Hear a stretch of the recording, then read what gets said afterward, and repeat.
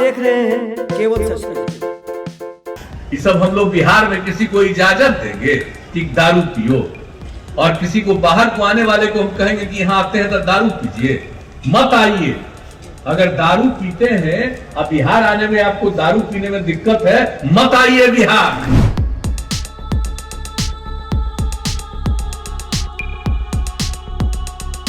ये शराबबंदी हुआ तो बढ़िया है, ठीक है। जो लोग खुलेआम पीते थे अब वो घर में बैठी पी रहे हैं। बंदी तो है लेकिन पूरी तौर पे तो नहीं है, अंडरग्राउंड तो कहीं ना कहीं चली रही है सप्लाई। जहरीला शराब मिल रहा है, लोकल शराब मिल रहा है, जिससे शरीर को नुकसान हो रहा है। मैं अमित कुमार, आप देख रहे हैं केवल सच न्यूज। आज मैं आपको फिर से एक बार उसी चीज की चर्चा को लेकर आपके बीच आया हूं, जो लगातार वर्ष 2016 से 2021 तक के लिए सबसे बड़ी, और बिहार के लिए तो समझिए कि इतनी बड़ी खबर है जो लगातार किसी के कानों से न गुजरती हो, ऐसा हो ही नहीं सकता है। वो है शराबबंदी, शराबबंदी, शराबबंदी। शराबबंदी को लेकर बिहार के माननीय मुख्यमंत्री नीतीश कुमार रोज नए दिन प्रतिदिन एक नए अभियान के साथ समाज के हर तबके के बीच एक संदेश देते जा रहे हैं। वो सभी में यह संदेश दे रहे हैं कि शराब एक बुरी चीज है, बुरी लत है, इससे दूर रहें, दूर बचें। और इसी के मद्देनजर आजकल वो समाज सुधार अभियान बिहार में चला रहे हैं। आपको बता दें कि दिनांक 27 दिसंबर को बिहार के शेरशाह की नगरी कहे जाने वाले वह जिला सासाराम, रोहतास जिला का वो सासाराम क्षेत्र, जहां कल समाज सुधार अभियान को लेकर नीतीश कुमार का भव्य कार्यक्रम का आयोजन किया गया था, जहां मुख्यमंत्री नीतीश कुमार ने पूरे सभा में शराबबंदी पर बड़ा सवाल उठाया और खुलकर बाहर से आने वाले वो सारे लोग जिन्हें मदिरा पान करना काफी अच्छा लगता है, उनके लिए सख्त और सख्त कानून और निर्देश के साथ मुख्यमंत्री नीतीश कुमार ने यह कह डाला कि भैया आप तो वहीं रहिए, बिहार शराबियों के लिए नहीं है। जब हम लोगों ने अभियान चलाया और उसके बाद लोगों को हम बताते रहे, लेकिन आज बहुत लोग जो गड़बड़ हैं वो कहते रहते हैं कि लगा दे, कोई बयान देता है कभी कभी कि भाई इस पर गौर करिए कि सबको करना, बाहर से आ रहा है उसको कुछ लेने दीजिए। हमने कहीं संभव है जी? ये सब हम लोग बिहार में किसी को इजाजत देंगे कि दारू पियो, और किसी को बाहर को आने वाले को हम कहेंगे कि यहाँ आते हैं तो दारू पीजिए? मत आइए। अगर दारू पीते हैं अब बिहार आने में आपको दारू पीने में दिक्कत है, मत आइए बिहार, कोई जरूरत नहीं है आपको। अक्सर ये बातें चर्चाएं होती रहती है कि बिहार में उद्योग नहीं है, और चूंकि उद्योगपति बिहार में उद्योग लगाना नहीं चाहते हैं, तो इसके तो कई कारण भी हो सकते हैं, लेकिन मदिरा पान कर किसी उद्योग को लगाना शायद बिहार के मुख्यमंत्री नहीं, आवाम को भी यह कहना गलत लग रहा है। यहां पर माननीय मुख्यमंत्री नीतीश कुमार का यह कहना कि बिहार के लोग जो बाहर से आते हैं, चाहे वो किसी के शादी विवाह फंक्शनों में आते हैं, उन्हें मदिरा पान करना, शराब पीना बहुत ही अति आवश्यक लगता है। तो ये बात बिहार के मुख्यमंत्री नीतीश कुमार को हजम नहीं हो रही है। हाल ही में आपने देखा होगा और सुना भी होगा कि लड़कियों और लड़कों के विवाह स्थल में घुसकर पुलिस जो है शराब को लेकर रेड मार रही थी, छापेमारी पे छापेमारी मार रही थी, और इसकी काफी फजीयत भी माननीय मुख्यमंत्री नीतीश कुमार को उठाया गया। लेकिन शराबबंदी की दिशा में नीतीश कुमार का यह पहल बिल्कुल ही सटीक और सही बैठता है। शराब वाकई में एक बेहद नशीला और मानसिक संतुलन खो देने वाला मादक पदार्थ है, जिसका सेवन करने से जो है मानसिक संतुलन बिगड़ जाता है, साथ ही धन की भी कमी होती है और परिवार विद्रोह भी होता है। क्योंकि आर्थिक स्थिति जब कमजोर हो जाएगी तो विद्रोह होना तो लाजमी है।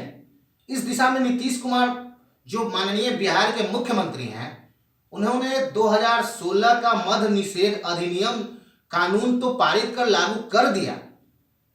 बहरहाल सवाल यह भी उठता है कि 16 से 21 आ गए, फिर भी क्या वाकई में शराबबंदी हुई? तो ये शराबबंदी हुआ तो बढ़िया है, ठीक है। जो जो लोग खुलेआम पीते थे अब वो घर में बैठी पी रहे हैं। बंदी तो है लेकिन पूरी तौर पे तो नहीं है, अंडरग्राउंड तो कहीं ना कहीं चल ही रही है सप्लाई। जहरीला शराब मिल रहा है, लोकल शराब मिल रहा है, जिससे शरीर को नुकसान हो रहा है। आए दिन प्रत्येक दिन आप देख सकते हैं कि पुलिस छापेमारी कर रही है और ट्रकों पर लदे लाखों के लाखों बोतलें, कई लीटर शराब की बोतलें, देसी जो है शराब जो है पकड़े जा रहे हैं और उत्पाद विभाग इसमें जी जान से जुटी हुई है।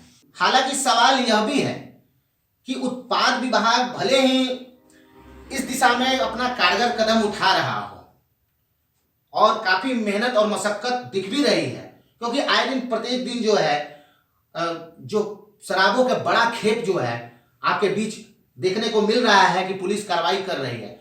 किंतु दूसरी तरफ यही बिहार की जो पुलिस व्यवस्था है, वो पुलिस जो है कानून व्यवस्था को ढूलमुल कर चुकी है, क्योंकि सारा ध्यान तो शराब को पकड़ने में लगी हुई है। तो दूसरी तरफ अपराधियों का मनोबल भी तो बढ़ चुका है।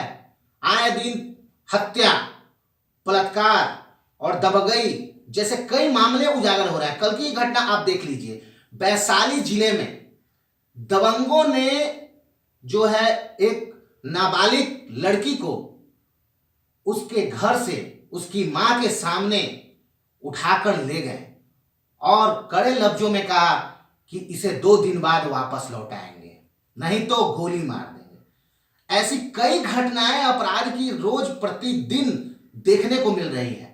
तो सवाल यह है कि सिर्फ शराबबंदी पर को ही फोकस करना ये कहां तक जायज है। अब हम चर्चा करेंगे जो रोहतास के सासाराम स्थित समाज सुधार अभियान माननीय नीतीश कुमार द्वारा जो कार्यक्रम का आयोजन किया गया था। इस कार्यक्रम में मुख्यमंत्री नीतीश कुमार ने खुले मंच पर साफ तौर पर कह दिया कि बाहर से आने वाले कोई भी व्यक्ति जो चाह रहे हैं कि जो शराब का सेवन करें वो वहीं रहें, उन्हें आने की अनुमति नहीं है। दूसरी तरफ उन्होंने दहेज प्रथा पर भी काफी करारा जवाब दिया। उन्होंने कहा कि जो महिलाएं हैं, जो बच्चियां हैं, जो स्त्रियां हैं, उनका जो विवाह होता है उसके लिए दहेज की मांग करना और दहेज देना और लेना दोनों ही रूप से जो है कानूनी जुर्म है और यह काफी गलत है। वहीं लड़कियों को बोझ समझना बहुत बड़ी भूल है। उन्होंने अपने भाषणों में, अपने बातों में स्पष्ट रूप से कहा कि जो महिलाएं आपको जन्म दी हैं वो एक मां है और हम कहां से आए हैं, उन्हीं माताओं से ही आए हैं। तो स्त्रियों का सम्मान करना सीखें और दहेज प्रथा पर अविलंब जो है इस पर रोक लगाएं। दहेज लेना और देना दोनों तरफ से ही गलत है। अब सबसे बड़ा अहम सवाल यह है जिसकी चर्चा हम अपने रिपोर्ट के शुरुआती दौर में ही कर चुके हैं, शराबबंदी। शराबबंदी 2016 से लागू है बिहार में और यह बिहार में लगातार आगे भी रहेगा, ऐसा नीतीश कुमार का कहना है। उन्होंने याद दिलाई थी कि जिस समय कर्पूरी ठाकुर बिहार के मुख्यमंत्री थे उन्होंने भी शराब पर रोक लगवाया था और उसे बंद करवाया था, किंतु सत्ता जाने के बाद उसे पुनः वापस कर लिया गया और शराब फिर से बिकने लगे। उन्होंने कड़े लफ्जे में और इसका करारा विरोध करते हुए कहा कि अगर मैं एक दिन के लिए भी, मुझे एक दिन के लिए भी अगर मैं देश का सबसे बड़ा तानाशाह बन जाऊं तो देश में एक भी शराब की दुकानें नहीं खुली रहेगी। ऐसी बड़ी बातें नीतीश कुमार ने खुले मंच पर कह दी। तो आप समझ सकते हैं कि बिहार में शराबबंदी को लेकर माननीय मुख्यमंत्री नीतीश कुमार कितने सजग और दृढ़ संकल्पित दिख रहे हैं। लेकिन मैं आपको दूसरा पक्ष भी दिखाना चाहूंगा। जो माननीय भारत के मुख्य न्यायाधीश chief justice of India N V. Ramana ने नीतीश कुमार के 2016 के शराबबंदी कानून को लेकर एक बड़ी बात कही। उन्होंने बताया कि नीतीश कुमार का जो शराबबंदी का जो नियम है ये अदूरदर्शिता को दिखलाता है। कारण भी उन्होंने बताया कि हाई कोर्ट में 2016 से लगातार जमानत के आवेदन जो है भरे पड़े हैं और सारे मामलों का निपटारा कर पाना काफी मुश्किल है। आए दिन प्रतिदिन हजारों हजार की संख्या में आवेदन जमा हो रहे हैं। पकड़ाए हुए अपराधियों का वारंट जारी होता है और उन्हें बेल के लिए जो आवेदन है वो भरे पड़े हैं, जिससे कानूनी प्रक्रिया में काफी विलंब हो रहा है और इसकी काफी फजियत जो है न्यायालय के प्रति देखी जा रही है। तो चीफ जस्टिस ऑफ इंडिया जो रमन्ना के अनुसार यह उन्हें अदूरदर्शिता को ही दिखला रहा है। आपको बता दें कि मुख्यमंत्री नीतीश कुमार ने शराबबंदी को लेकर अपने जो मुख्य सचिव हैं उत्पाद विभाग के पाठक की काफी सराहना की।